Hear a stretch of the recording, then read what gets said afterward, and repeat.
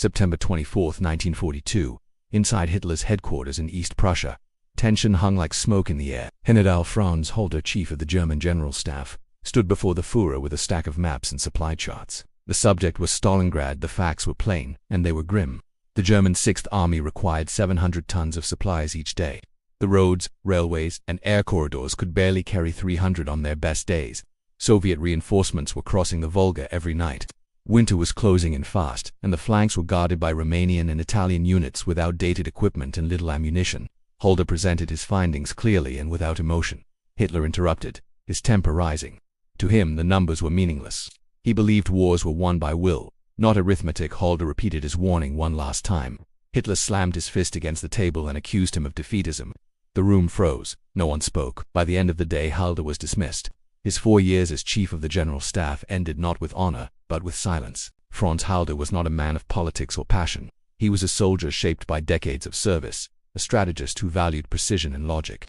His calm manner and analytical mind had guided Germany through the early victories in Poland and France. But by 1942, Halder's careful planning clashed with Hitler's growing obsession with absolute control. The Eastern Front was vast and brutal, stretching from the Baltic to the Caucasus. Halder studied every report, every ton of fuel, every trainload of ammunition. His figures told one story. The German advance was overextended. Supply lines were stretched to breaking point. The army's fighting power was draining away faster than it could be replaced. He tried to explain that no amount of determination could replace lost fuel or frozen machinery. But Hitler no longer wanted truth, he wanted miracles. To Halder it was becoming clear that reason itself was under attack. And for a man of reason, that was a war he could not win. The meeting that ended Halder's career took place inside the Wolf's Lair, Hitler's heavily guarded headquarters deep in the forests of East Prussia. The complex was cold, damp, and filled with tension. Generals came and went, but few dared to speak their minds. On that September morning, the mood was already dark. Reports from Stalingrad spoke of fierce Soviet resistance and rising casualties. Halder's staff had worked through the night assembling data. When he entered the briefing room, he carried not only charts, but the burden of knowing the truth. Hitler sat at the head of the long wooden table, surrounded by his closest aides. As Halder spoke, Hitler's expression hardened. Witnesses later recalled his clenched jaw, his eyes fixed on the floor, then rising in anger. When Halder finished, there was a long silence. Then came Hitler's fury. His voice filled the room, echoing off concrete walls. To question victory was betrayal. To doubt the FHRA was unforgivable. The moment Halder left that room, his fate was sealed. When Halder was dismissed, no one defended him. The other generals stood in silence, eyes averted, hands clasped behind their backs. Each man understood what had happened and what it meant. Speaking in Halder's defense would mean sharing his fate. The German High Command had become a theater of obedience. Promotions went to those who agreed with Hitler, not those who questioned him. Halder's departure marked a turning point. It was the quiet removal of professional judgment from the heart of the German war machine. His successor, General Zeitzler, promised to show faith and energy rather than caution and analysis. Hitler was pleased, but outside the walls of the Wolf's Lair, reality did not bend to willpower. The Red Army was recovering, building strength in men and machines. Halder's warnings about Stalingrad's flanks went unheeded, and in that silence, the silence of fear, the seeds of disaster had already been sown. As autumn deepened, Stalingrad became a furnace of destruction. The city on the Volga was reduced to rubble, yet fighting continued from street to street, building to building. The German Sixth Army under General Paulus was trapped in a nightmare of its own making. Supplies dwindled, temperatures dropped, and the Soviets refused to yield. Every day the men fought for ruins that meant nothing but death. Halder had warned that the army's flanks were too thin, its supply lines too long, and its strength too small to withstand winter. Now his prophecy began to unfold. Hitler refused all requests to withdraw. Not one step back. He ordered. The Sixth Army was told to hold its ground at all costs. Fuel and food were running out. Ammunition was rationed, yet the orders remained unchanged. It was no longer strategy, it was madness disguised as courage. The German Sixth Army, led by General Friedrich Paulus, was one of the most formidable forces in Hitler's arsenal. But by late September 1942, it had become an army marching toward exhaustion. The men were hardened veterans, yet even experience could not defeat hunger and cold. Every bullet, every loaf of bread, every drop of fuel had to cross hundreds of miles of hostile steppe. Trucks broke down, horses died in the mud, and Soviet aircraft prowled the skies. Halder's calculations, dismissed as pessimism, were now being proven true by every passing day. Officers sent reports warning that ammunition stocks were critically low and that the airlift could not sustain them. Yet in Berlin, Hitler boasted that Stalingrad would soon fall. Inside the ruins, Paulus's men were reduced to fighting house by house, using grenades in stairwells and bayonets in the dark. The Soviet defenders refused to yield an inch. Every advance cost dozens of lives. Still, Orders from the Führer were clear: hold, fight, and take the city. The Sixth Army was being bled dry for a dream built on pride, not strategy. After his dismissal, Franz Halder retreated into forced retirement. He returned to his home near Bavaria, watched by the Gestapo, forbidden from contacting his former colleagues. His career as chief of the general staff had ended abruptly, but his mind continued to calculate. Each new communiqué from the front confirmed his fears. He recorded everything in his private diaries, describing in quiet handwriting the decay of German command. He wrote that leadership had given way to ideology, that decisions were made not from reason but emotion. In the isolation of his study, Halder followed the progress of the Eastern Front. The maps told him what the generals could no longer say aloud. He knew that the Soviets would strike the exposed flanks of the German line, the same flanks he had warned about weeks earlier. His notes grew darker as the news worsened. He understood that the war had passed the point of recovery. For him, being right was no victory at all. It was the slow agony of watching his country destroy itself under a leader who believed truth was weakness. Inside the wolf's lair, Hitler surrounded himself with men who repeated his beliefs. He often spoke of the power of will, claiming that determination could overcome any obstacle. Logistics, weather, and enemy strength were treated as excuses for weak men. Hitler had convinced himself that Stalingrad was more than a battle. It was a symbol of German destiny. To retreat would mean admitting limits, and so, he refused. His new chief of staff, General Zeitzler, supported him with enthusiasm, promising that the city would fall if the troops fought harder. Reports of shortages were dismissed as exaggerations. The Führer believed that sheer resolve could carry the day. But in the freezing steppe, willpower could not move fuel trains through snow or lift supplies through Soviet skies. The gap between Hitler's imagination and the soldiers' suffering widened each day. He saw himself as a man of history shaping destiny by strength alone. In truth, he had become a man isolated by pride, deaf to the truth, and blind to the reality Halder had tried to show him. By early November, intelligence reports reached the high command warning of Soviet troop movements north and south of Stalingrad. Reconnaissance flights confirmed vast buildups of tanks and artillery. These were precisely the positions Halder had marked on his maps before being dismissed. His warning had been simple. The German flanks, held by Romanian and Italian divisions, were too weak to resist a coordinated strike. But Hitler's staff dismissed the reports as deception. They believed the Soviets were spent, incapable of major offensives. Inside Stalingrad, Paulus's men endured freezing temperatures and constant bombardment, unaware that a storm was about to break over them. The Red Army was preparing Operation Uranus, a massive counterattack designed to encircle the entire Sixth Army. The stage was set for one of the greatest reversals in military history, and while German soldiers dug in among the ruins, their fate had already been sealed weeks earlier in a meeting room where truth had been silenced. At dawn on November 19, 1942, the Soviet offensive began. The first shells landed on the Romanian Third Army north of Stalingrad. Within hours, the front collapsed.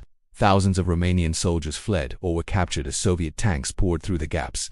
To the south, another Soviet assault broke the Italian lines with the same ferocity. By November 22, both Soviet pincers met near the town of Kalok, closing the trap around the Sixth Army. 284,000 German troops were surrounded. Paulus radioed for permission to break out, but Hitler refused. He ordered them to stand firm, promising that the Luftwaffe would supply them by air. Inside the pocket, chaos reigned. Soldiers burnt furniture for warmth and shared the last cans of food. Ammunition was rationed bullet by bullet. The snow mixed with blood and smoke. From his retirement, Halder could only watch as every one of his warnings unfolded with dreadful precision. He had predicted the encirclement, the collapse of supply, and the coming disaster, and all had come true. As winter tightened its grip on Stalingrad, the encircled German army faced a nightmare. Temperatures dropped below 40 degrees Celsius, vehicles froze solid, and weapons jammed from the cold. Soldiers wrapped rags around their feet because boots had fallen apart. The food supply had nearly ended. A single slice of bread had to be divided among several men. Some boiled belts and horsehide to make soup. Halder had once warned that logistics win wars, not speeches, and now every starving soldier proved him right. The Luftwaffe struggled to deliver even a fraction of what was promised.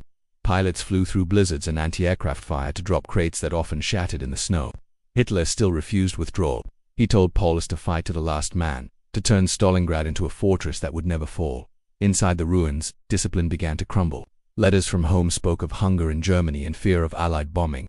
The men trapped in the city began to realize that they were not fighting for victory anymore but for survival. They listened to Soviet loudspeakers that urged them to surrender and promised food and warmth.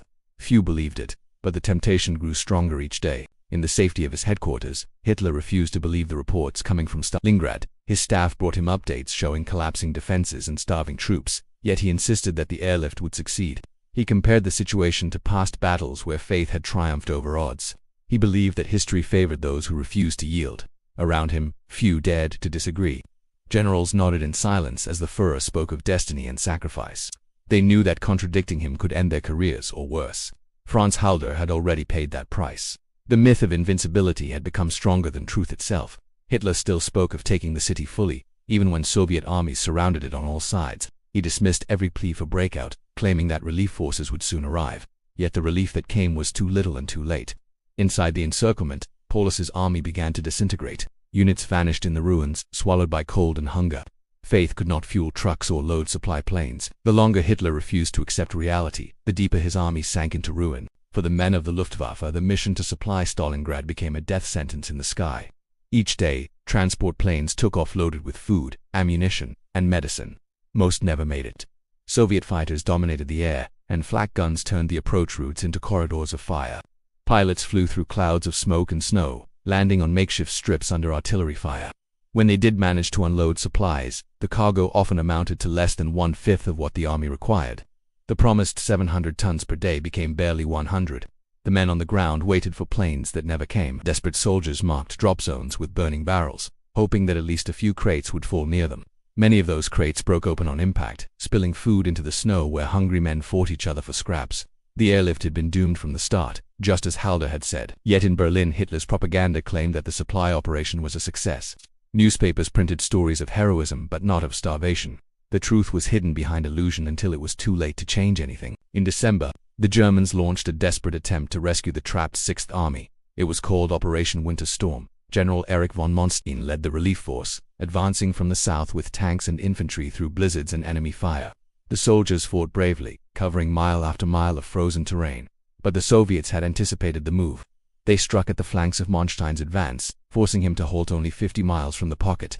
Inside Stalingrad, Paulus could hear the distant thunder of artillery and believed that salvation was near.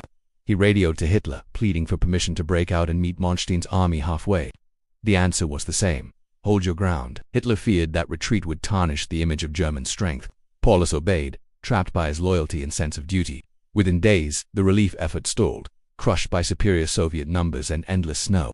The men inside Stalingrad heard the gunfire fade away and knew that help would not come. The last chance of escape had vanished.